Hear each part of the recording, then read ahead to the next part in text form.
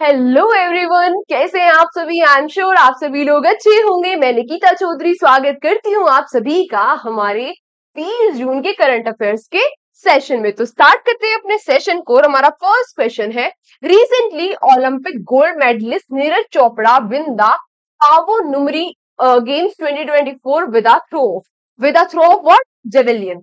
ये क्या खेलते हैं? Javelin throw. जेवेलियन थ्रो यानी कि भाला फेंक। अब पूछ रहा है कि कितने थ्रो के साथ इन्होंने क्या जीत लिया है, इस पावो नुमरी ओपन को जीत लिया है। तो इन्होंने कितना भाला फेंका? 85.997 मीटर भाला फेंककर इन्होंने इस पावो नुमरी गेम्स को जीत लिया है 2024 में। अगर इसके बारे में हम बात करें तो ये तो हो गया कि इन्होंने कितना 85.97 मीटर भाला फेंका है। ये हो कहाँ रहे थे गेम्स? ये हो रहे थे कहां पर? फिनलैंड में। कहां पर हो रहे थे ये गेम्स? फिनलैंड में। अच्छा, पिछली बार 2022 में जब ये गेम हुए थे तब नीरज चोपड़ा जी इसमें सेकंड आए थे और इसमें वो सिल्वर मेडल ही जीत पाए थे। टोक्यो ओलंपिक्स में आपको पता होगा ना, नीरज चोपड़ा जी को हम किस नाम से जानते हैं? किस नाम से जानते हैं? गोल्डन बॉय के नाम से। गोल्डन बॉय के नाम से हम किसको जानते हैं? नीरज चोपड़ा जी को जानते हैं। इनको गोल्डन बॉय के नाम से जानते क्यों है? इनको इसलिए जानते हैं क्योंकि इन्होंने 2022 की जो टोक्यो ओलंपिक्स हुए वो 2021 में थे कोविड की वजह से। लेकिन वो टोक्यो ओलंपिक्स से 2020 के उसमें इन्होंने क्या जीत लिया था? गोल्ड मेडल जीत लिया था। गोल्ड मेडल जीत लिया था और इन्होंने 87.58 मीटर भाला फेंककर गोल्ड मेडल जीत लिया था। 87.58 मीटर भाला फेंककर क्या जीत लिया था? गोल्ड मेडल जीत लिया था। ठीक है, इन्होंने ये भाला फेंका कब था? ये जो हुआ था, ये इन्होंने जो गोल्ड मेडल जीता था, ये कब जीता था? 7 अगस्त 2021 को।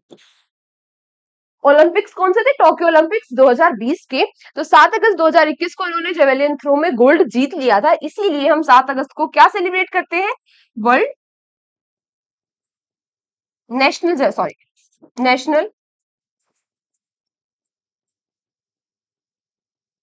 National javelin throw day. ठीक है, इतनी चीजें क्लियर है। आते हैं अपने नेक्स्ट क्वेश्चन पर। Recently who has been awarded the Nelson Mandela lifetime achievement award? अभी हाल ही में Nelson Mandela lifetime achievement award किसने जीत लिया है? तो ये जीत लिया है किसने? विनोद गंतारा जी ने। ये विनोद गंतारा जी क्या है? इनका कंट्रीब्यूशन है किसमें? फिल्म मेकिंग में। और इसीलिए इनको क्या दिया गया? इनको दिया गया साउथ अफ्रीका का। कहाँ का? South Africa Nelson Mandela award. Nelson Mandela ji कहाँ से थे? साउथ अफ्रीका से थे। यहाँ पे एक और चीज जो इंपॉर्टेंट हो जाती है, देखो इन्हें अवार्ड मिला, ये तो इंपॉर्टेंट है। इन्हें कौन सा अवार्ड मिला? Nelson Mandela lifetime achievement award. किसको मिला? विनोद कंतारा जी को। ये चीजें तो इंपॉर्टेंट है ही। उसके साथ एक चीज क्या इंपॉर्टेंट है? जो नेल्सन मंडेला जी थे, जो क्या थे? नेल्सन मंडेला जी थे। जो कौन थे? नेल्सन मंडेला जी थे। इनको हमारे भारत का हाईएस्ट सिविलियन अवार्ड दिया गया था। और हाईएस्ट सिविलियन अवार्ड कौन सा है हमारे भारत का? पता है ना आप सभी लोगों को? कौन सा है? भारत रत्न। इनको क्या दिया गया था? भारत रत्न। और ये भारत रत्न कब मिला था इनको? 1990 में। कब मिला था? 1990 में नेल्सन मंडेला जी को भारत रत्न दिया गया था। और ये सेकंड नॉन इंडियन थे, सेकंड गैर भारतीय थे जिनको जिनको क्या दिया गया था? जिनको भारत रत्न से सम्मानित किया गया था। आज तक 2 ही लोगों को किया गया है। सेकंड कौन थे? सेकंड थे नेल्सन मंडेला जी। आप लोग मुझे पूछोगे कि मैम तो फिर फर्स्ट कौन थे? तो फर्स्ट कौन थे? फर्स्ट थे कौन? खान अब्दुल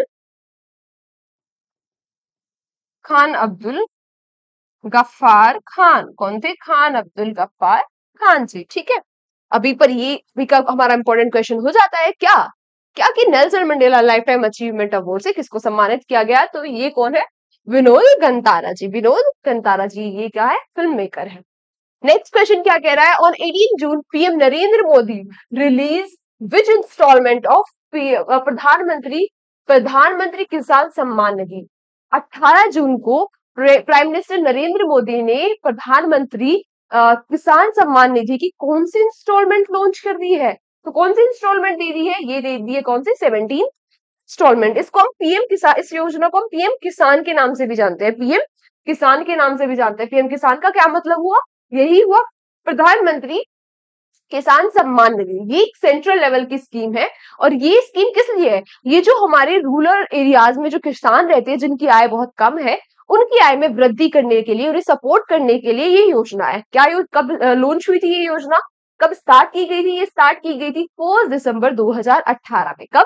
1 दिसंबर 2018 में इसको लॉन्च किया गया था, और इस बार 18 जून को इसकी 17वीं इंस्टॉलमेंट दे दी गई है। कौन सी? 17वीं इंस्टॉलमेंट। अब दिया कितने रुपए दिए जाते हैं इसमें? देखो, इसमें एनुअली 6,000 रुपए दिए जाते हैं, और ये क्या होता है? डायरेक्ट बेनिफिट ट्रांसफर, यानी कि डायरेक्ट ट्रांसफर, मतलब ये डायरेक्ट बेनिफिट ट्रांसफर होता है, यानी कि ऐसे नहीं है किसी इनडायरेक्ट सोर्स के थ्रू नहीं दिए जाते, ये डायरेक्ट किसानों के अकाउंट्स में डाले जाते हैं। इसमें क्या होता है? इसमें ना 2,000 ईच क्वार्टर, यानी कि हर 4 महीने में 2,000 रुपए इसमें दिए जाते हैं, और इस योजना से 11 करोड़ किसान बेनिफिट होते हैं, और अभी तक इसमें 3.24 लाख करोड़ रुपए दिए जा चुके हैं। ऐसा नहीं है कि इसमें मेल जो फार्मर है उन्हीं को ही फायदा होता है, इसमें 3 करोड़ वुमेन फार्मर्स को भी क्या मिलता है? बेनिफिट मिलता है। और अल्टीमेट इसका एम क्या है? इंक्रीज करना rural economic growth. Next question पूछा आपसे, when is world sickle cell awareness day observe? कब सिकल सेल अवेयरनेस डे मनाया जाता है? आपसे पूछ रहा है। तो कब मनाया जाता है? ये मनाया जाता है 19 जून को। कब मनाया जाता है? 19 जून को।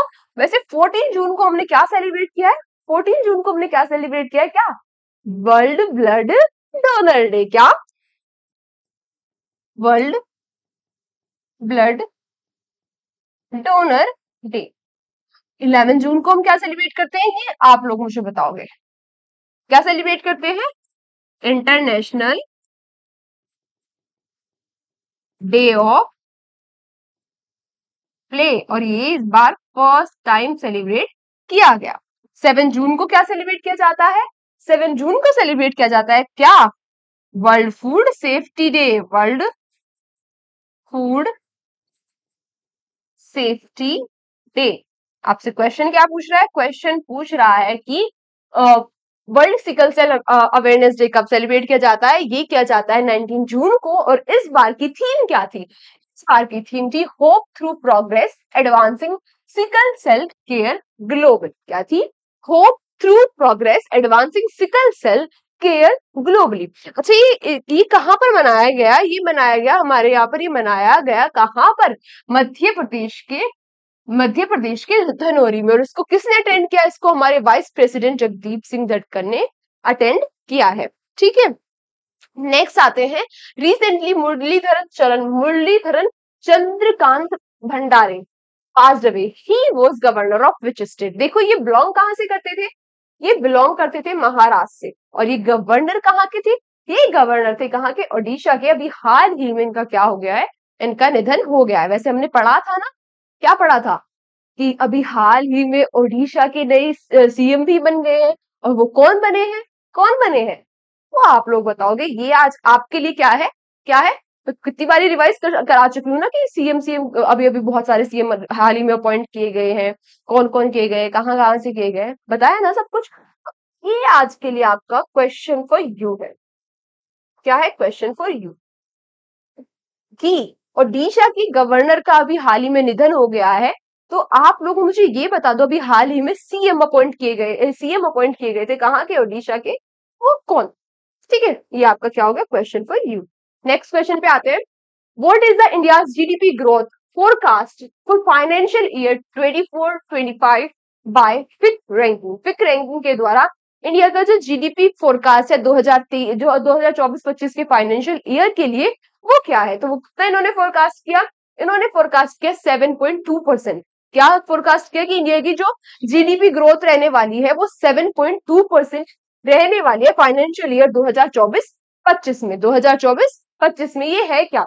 ये जो फिक्की पब्लिश करता है, it's finding every quarter, it's a global economic outlook. ये क्या है? ग्लोबल इकोनॉमिक आउटलुक रिपोर्ट है। पहले इन्होंने क्या बताया कि इंडिया की जो ग्रोथ है वो 7% रहने वाली है, फिर इन्होंने रिवाइज यानी कि अपनी संशोधित जो ग्रोथ रेट बताई वो क्या बताई? 7.2%। पहले 7% बता दिया था, फिर उन्होंने 7.2% इसको बताया। अच्छा, जीडीपी क्या होता है? मैंने आपको बहुत बारी मैं ये रिवाइज करा चुकी हूँ। जीडीपी क्या होता है? Gross domestic product. Gross domestic product क्या होता है? ये होता है जीडीपी। और ये कैलकुलेट कैसे किया जाता है? हमारी भारत की बाउंड्री के अंदर जितने भी फाइनल प्रोडक्ट, सॉरी, जितने भी फाइनल प्रोडक्ट बनेंगे, जितने भी क्या बनेंगे, फाइनल प्रोडक्ट्स बनेंगे, उन सभी पर क्या कैलकुलेट किया जाता है, जीडीपी किया जाता है। डजेंट मैटर उनको इंडियन कंपनी बना रही है या फॉरेन कंपनी बना रही है, ठीक है। अभी इन्होंने, और ये क्या हो गया, ये क्वेश्चन हो गया कि अभी फिक रैंकिंग के अकॉर्डिंग अभी इंडिया की जो 2024-25 में फाइनेंशियल ग्रोथ रेट यानी कि जीडीपी ग्रोथ रेट क्या रहने वाली है, वो रहने वाली है 7.2%। नेक्स्ट क्वेश्चन पे आते हैं। Recently who has won the title of main singles at the BWF. BWF क्या होता है, badminton world federation.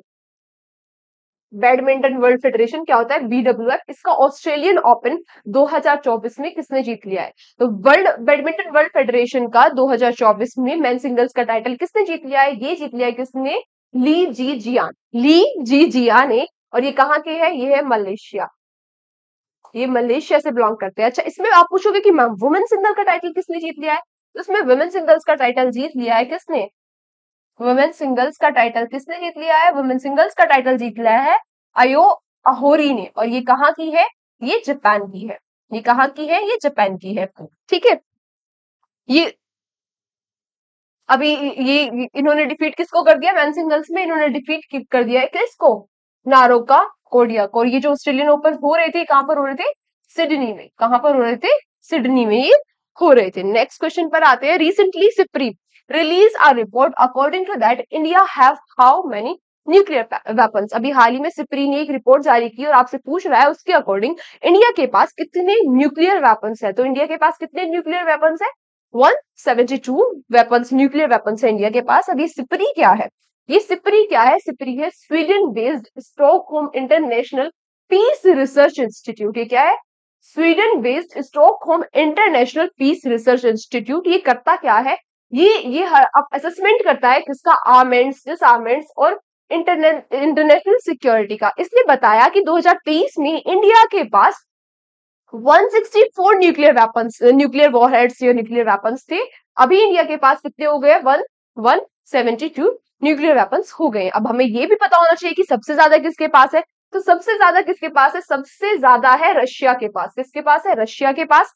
Second number पे क्या आता है, यूएसए। और थर्ड पे कौन आता है, चाइना। थर्ड पे कौन आता है, चाइना। वैसे हमारी जो नेबरिंग कंट्री है पाकिस्तान, उसके पास भी कितने न्यूक्लियर वेपन है, 170 न्यूक्लियर वेपन है। यहाँ पे एक और चीज इंपॉर्टेंट हो जाती है, सिपरी ने अभी ये भी बताया कि वर्ल्ड में टोटल 9 कंट्रीज है जिनके पास, वर्ल्ड में टोटल कितनी कंट्री है, 9 कंट्रीज है जिनके पास क्या है, जिनके पास न्यूक्लियर वेपन्स है, जो न्यूक्लियर कैपेबल कंट्रीज है। और वो 9 कंट्रीज कौन कौन सी है, देखो 5 कंट्रीज तो हो गई, मैंने आपको पढ़ाया था ना कि UNSC United nation security council में 5 परमानेंट मेंबर होते हैं, तो 5 तो वो परमानेंट मेंबर हो गए। वो कौन कौन से है, यूएसए,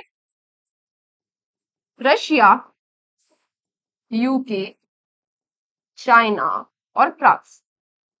5 तो परमानेंट मेंबर हो गए यूएनएससी के, जिनके पास वीटो पावर होती है। अब 5 तो ये हो गए, बचे हुए 4 कौन कौन है, एक हो गया हमारा भारत, एक हो गया हमारा पड़ोसी पाकिस्तान, एक क्या हो गया इजराइल। देखा होगा ना आपने कि वो वॉर में डर लगा रहता है कि इजराइल न्यूक्लियर अटैक ना कर दे। उसके बाद और कौन हो गया, नॉर्थ कोरिया, जो आए दिन धमकी देता रहता है न्यूक्लियर वेपन के लिए। ये क्या होगी, ये 9 कंट्रीज है जिनके पास जो न्यूक्लियर कैपेबल कंट्रीज है। ये भी सिपरी की रिपोर्ट ने बताया इस बार। Recently the new campus of Nalanda University has been inaugurated by whom। अभी हाल ही में नालंदा यूनिवर्सिटी जो है उसका नया कैंपस इनॉग्रेट किया गया। आपसे पूछ रहा है किसके द्वारा, तो ये कौन है, इनके द्वारा किया गया। ये कौन है, हमारे प्रधानमंत्री नरेंद्र मोदी जी। अच्छा, नालंदा जो यूनिवर्सिटी है ये कब फाउंड की गई थी, ये 450 एडी, 450 एडी में ये फाउंड की गई थी। किसके द्वारा, गुप्ता रूलर थे, कुमार गुप्त वन, कुमार गुप्त वन इनके द्वारा ये फाउंड की गई थी। अभी हाल ही में इसका नया कैंपस इनोग्रेट कर दिया गया है। कहां पर है ये है राजगिरी बिहार में। कहां पर है, ये है राजगिरी बिहार में। लास्ट क्वेश्चन आज आपके लिए क्या है, recently who has been honoured with the Santaram lifetime achievement award. अभी हाल ही में Santaram lifetime achievement award से किसको सम्मानित किया गया, तो ये किया गया सुबिया नलमुत्तु जी को, सुबिया नलमुत्तु जी को। अभी हाल ही में Shantaram life time achievement award से सम्मानित किया गया। ये क्या है? ये वाइल्ड लाइफ क्या है? ये वाइल्ड लाइफ फिल्म मेकर है और अभी हाल ही में 18 Shantaram life time achievement award से सम्मानित किया गया। कहाँ पर किया गया? मैंने आपको पढ़ाया था ना कि भी 18 film festival, international film festival हो रहे हैं। कहाँ पर? मुंबई में, और मुंबई के साथ साथ इस बार और 4 सिटीज में हो रही है। वो 4 सिटीज कौन कौन सी है? पुणे, दिल्ली, चेन्नई और कोलकाता। तो इन 5 सिटीज में हो रहा है। तो अभी इनको ये 18 जो फिल्म फेस्टिवल हो रहे हैं, 18 इंटरनेशनल फिल्म फेस्टिवल हो रहे हैं, इनमें इस फिल्म फेस्टिवल में इनको ये सम्मान दिया गया। आज की क्लास यहीं तक थी। Thank you so much everyone हमारे साथ सेशन में एंड तक बने रहने के लिए। लास्ट में मैं बस आप लोगों से इतना ही कहूंगी, अपना ध्यान रखिए, अपनी हेल्थ का ध्यान रखिए, अपने बड़ों का सम्मान कीजिए, अपने छोटों से प्यार कीजिए। Tata, bye bye.